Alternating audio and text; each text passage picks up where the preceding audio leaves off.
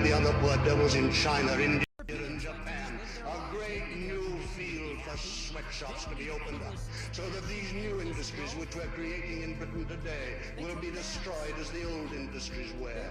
Simplified, rationalized machinery with a few white surveyors, and then the masses of cheap colored labor pawned off the land and taken into the sweatshops to work and labor and cough their guts out with tuberculosis until they do are thrown on the spit into the sweatshops. Is that worthy of Britain? Is that to be the future of Europe?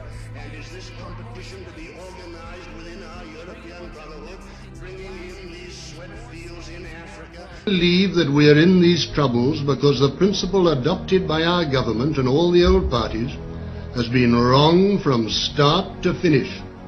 That principle is multiracialism. This system of mixing people up together, however unsuited they are to be mixed, and however much they dislike it. We oppose the multiracial policy not because we are racialists. We are not. We are nothing of the kind. Racialism means setting one race against another, or putting one race on top of another. We are against both these things. In fact, we oppose a multiracial policy precisely because it does these things and results in racial antagonism.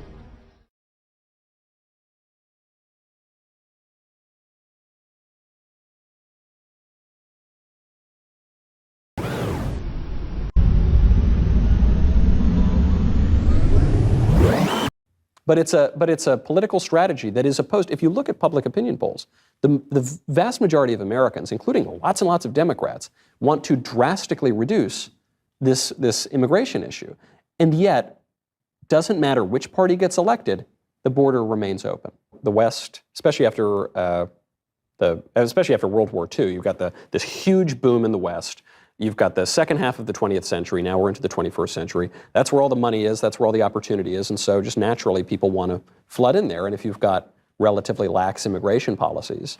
Well, we used to have, in order to get into this country, you used to have to prove that you were of value, that you could offer it something. It wasn't just about us giving to you. If you were an immigrant and you wanted to come here, you had to show that you had something to offer yourself.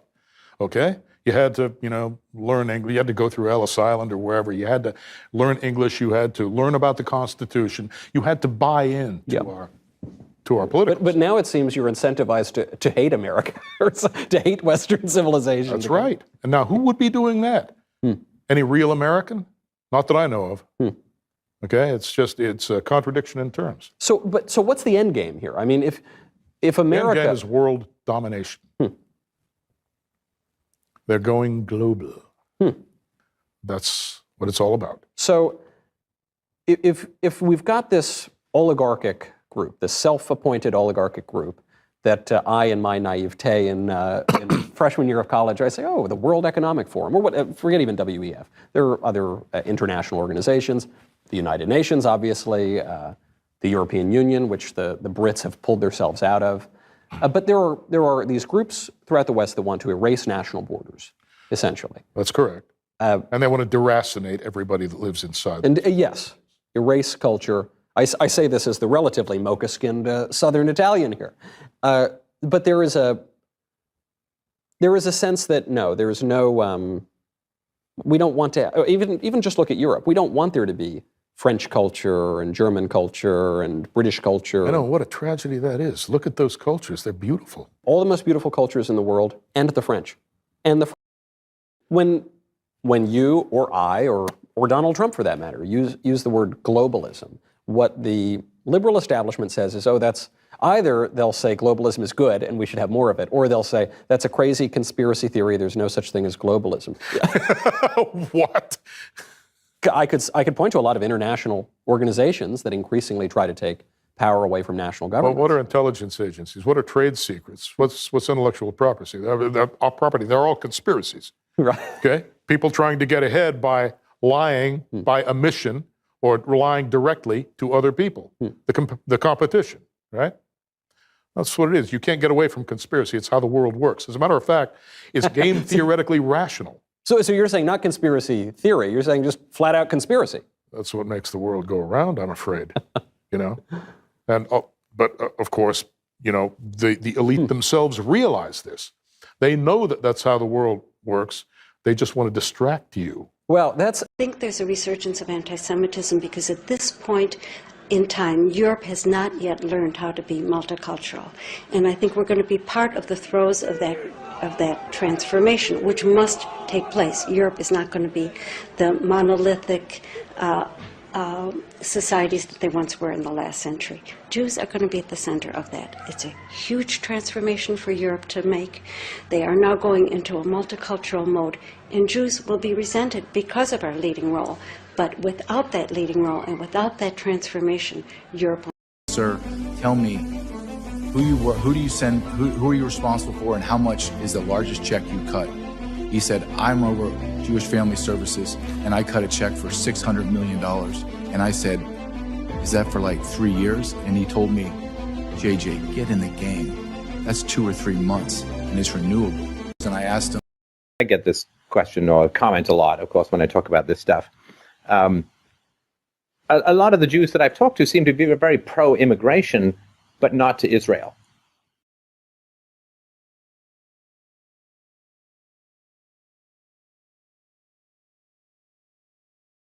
The first question. Okay, when I say I don't care about the browning of America, what I mean is I don't care about ethnicity. It doesn't make any difference to me. The only thing that makes a difference to me is the ideals of the people who are coming across the border. Like, do you think that Israel should be taking a lot of Syrian refugees in? It's probably not in their self-interest. It's not what I asked. Man, that's hard. Not really. Probably, I mean... Yes or no? Probably not. Why? Huh? Why? Don't you all value diversity? Where's your multiculturalism preferences? I mean, why is it bad? Because they sort of want to kill the people that they would immigrate to. Okay, so but wait a minute.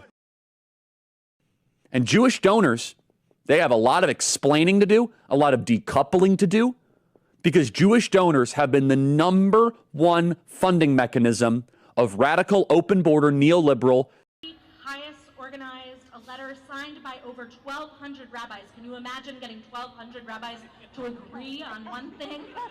But agree they did, and what they agreed was to ask our elected officials not to halt or even to limit the United States refugee quasi-Marxist policies,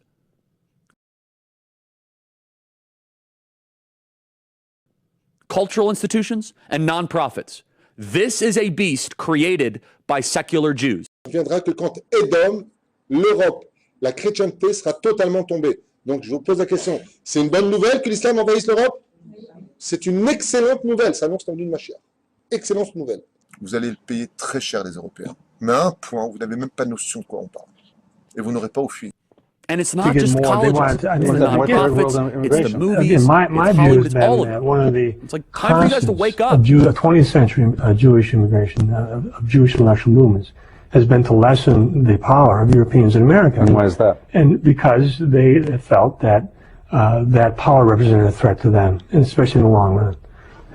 They wanted to have the United States become less Christian, less European. White European. Yeah, why is that? Because, and then you can easily find Jewish activists who say that when they talk about immigration.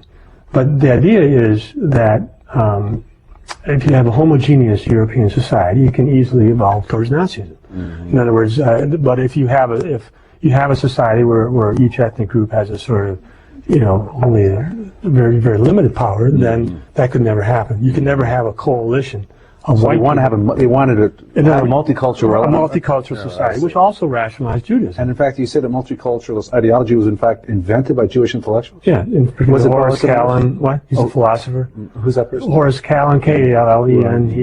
He's very famous. He was a Zionist. He was very strongly identified Jew himself, and he didn't like this melting pot idea, which actually was advanced by an earlier generation of Jewish intellectuals. But Kallen, liked the idea that the United States would